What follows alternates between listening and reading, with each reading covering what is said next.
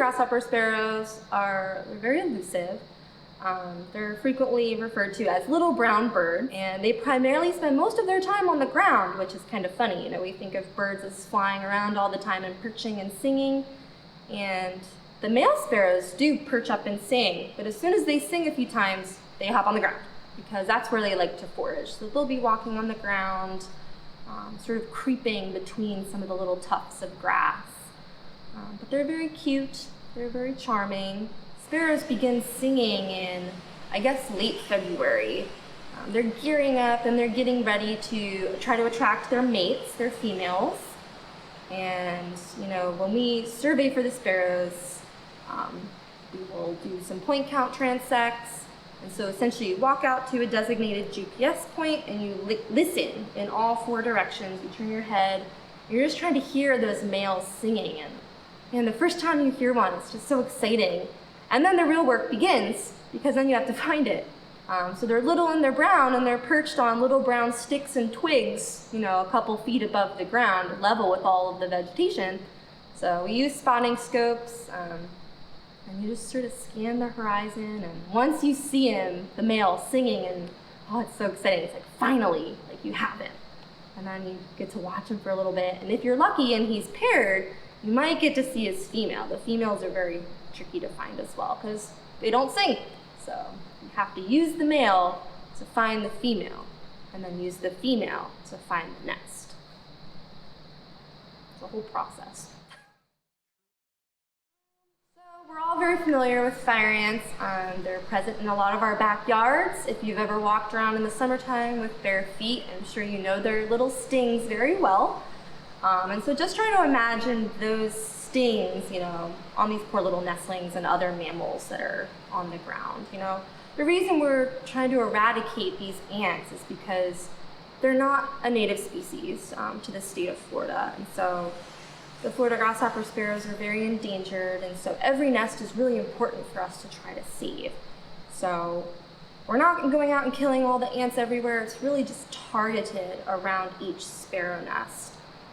But these are going to be an increasing problem in the future as they continue to move farther north in the United States. And you know, they do affect a lot of other animals as well. So we used to put nest cameras on the nests, and you would see the parents, you know, they come up, they can sense that their nestlings are in trouble, and they'll spend, you know, maybe 15, 20 minutes just trying to pick the ants off, and then they'll go back and find food and come back to provision, but you know, there's always more ants.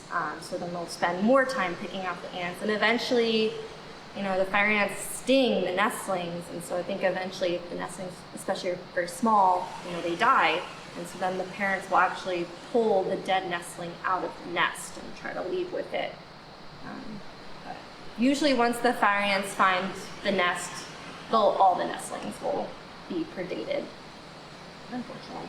It's very sad. Depressing. It's very sad, especially when you're watching, you know, the adults. They're desperately trying to pick the ants off and save their chicks, but there's really no defense for them, unfortunately. We have the propane tank, which we then connect to the turkey fryer. We pour some water into the pot here and we light it up. Usually it takes 20 to 30 minutes to boil maybe like a half a pot of water. And once it's boiling, we actually pour the water back into a cooler to keep it really hot while we drive it out to the nest. So we try to do this part along a road or a fire break, so we don't disturb the sparrow nest while we're waiting for the water to boil. And then once it's boiling, we drive out there really quickly, stop, pour the water over the fire ant mound, dig it up a little bit to see how well we did and if it needs another treatment, and then we go back. Yeah, I mean, I guess one thing I will say is that, you know, the Florida grasshopper sparrows, it seems like things are really dire right now because, they are. There aren't many birds left, but you know, things are really looking up for the little grasshopper sparrows. Birds are being released from the captive breeding program, which is exciting. We know that they're breeding in the wild, which is really good. And you know, we are learning more about those private sites, those ranches with sparrows. And those really are the future of conservation, is the cooperation between private and public landowners. And so I think things are really looking up. I feel very positive about it. I've always loved animals. I loved animals. I had a ton of stuffed animals and Beanie Babies, and I played outside by our pond with like little animal figurines. And when I was younger, I really wanted to be a zookeeper because I just wanted to work with animals and play with big cats and have fun. But as I got older, I think that love and that passion for animals matured a little bit into wanting to help conserve them. So I began to understand the role of conservation and why it was important.